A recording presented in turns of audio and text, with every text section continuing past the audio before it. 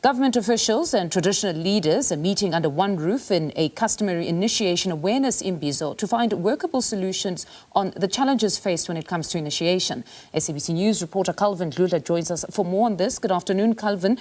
Just take us through the in-depth what this Imbizo seeks to achieve today.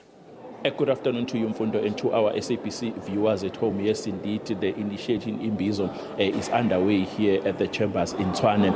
That is where traditional leaders and government officials, including the deputy mayor of the city of Tshwane, are engaging to try and find workable solutions on the challenges that are faced in the initiation. You would remember that there have been reports of people dying, initiates dying in the hands of those who are handling those initiation schools. Most of them, we were told that they are not qualified to conduct such initiations. But now, let me introduce a COCTA spokesperson, Theo Nkonki, who will be able to talk to us and engage more on what is happening inside here as this initiative Imbizo is underway. Theo, thank you very much for your time. You can just, for our viewers' sake, explain to us what is this Imbizo initiation awareness campaign is about. Thank you so much, Calvin, and good morning, good afternoon to your viewers as well. What's important to just note about this particular Imbizo is that we are preparing for the initiation season for the summer period, which will start in December. So as part of that, as you know, it is so unfortunate that we lost 2 young lives last year during the winter season initiation. And because customary initiation is such an involved process, we thought that as COCTA, as part of the lead up to the summer season 1, we need to bring everyone under one roof. So we've got here traditional leaders, we've got the principals of the schools, we've got the departments of health, we've got community safety and police as well. These are the stakeholders that are so important in making sure, one, that we adhere to the Customary Initiation Act of 2021, which is relatively a new act. So part of this is also part of educating all the stakeholders about what the act says in terms of initiation.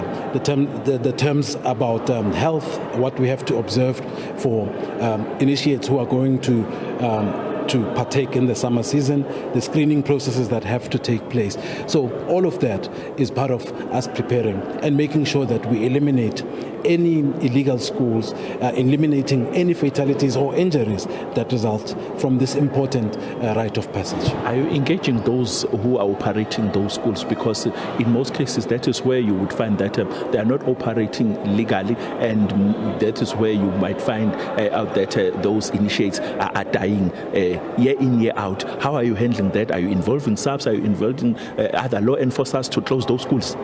So there's 2 elements to this particular question. One is the question of education, because you can't take it for granted that someone who opens a school knows what the Act says or the regulations thereof say. So part of the process is to educate those people, because as government, we are, as COCTA, the custodians of this whole process. So we bring in the Department of Health, we bring in the police, we bring in all stakeholders that we think are very important in this process. Secondly is that obviously we don't want to be reactive. You would know that we've had quite a number of incidents in the last period, the winter period of initiation, where children were abducted and the rest of it. That's where law enforcement then plays a bigger role in making sure that first and foremost they arrest. But once they arrest, we also need communities to help us in ensuring that, one, they identify those people who are not allowed to start initiation schools, or those principals who are starting illegal initiation schools. But also the role of the parent is quite important, because as the Act stipulates, no child should be taken to an customary initiation process without the consent of the parents. And so in making sure that we tie this all neatly together as we prepare for summer, we are bringing all these stakeholders. The municipality is here, the municipalities are here. As I said, SABC is here, as well as health. Then they will then roll out other awareness campaigns in the communities, because we believe that if we work together with our communities in a manner that is not confrontational, in a manner that doesn't say who's to blame and who's not to blame. And we just work together, we coordinate as a one Gauteng, obviously supported by a national COCTA. Then we will be able to deal with those ills that still affect this particular process.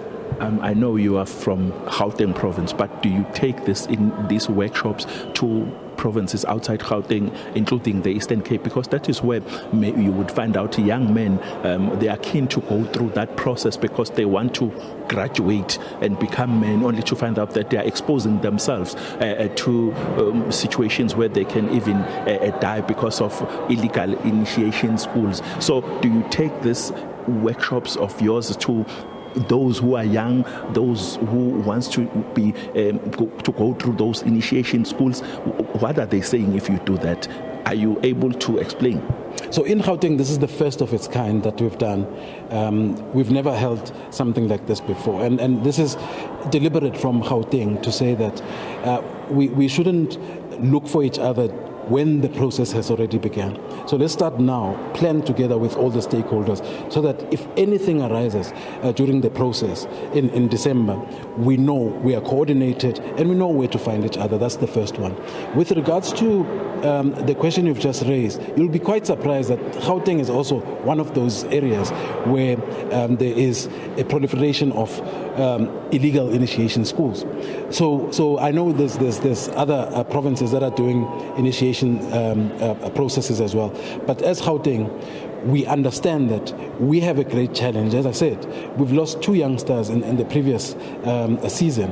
And we are keen to make sure that we work together with our stakeholders because we know that we need each other as we approach this. We believe that this particular rite of passage is very important. And we believe that through government working together with all the stakeholders, we can preserve it and make sure that it does what it's supposed to do in society. Okay, because of time, we have to leave it here. Thank you very much. That was Dionkonke Mvondo. Dionkonke is the spokesperson of COCTA here in Gauteng. He was explaining more on what is happening here. As I have mentioned, that the initiation Imbizo is underway here, where traditional leaders and government officials are trying to find workable solutions on trying to curb the deaths in initiation schools.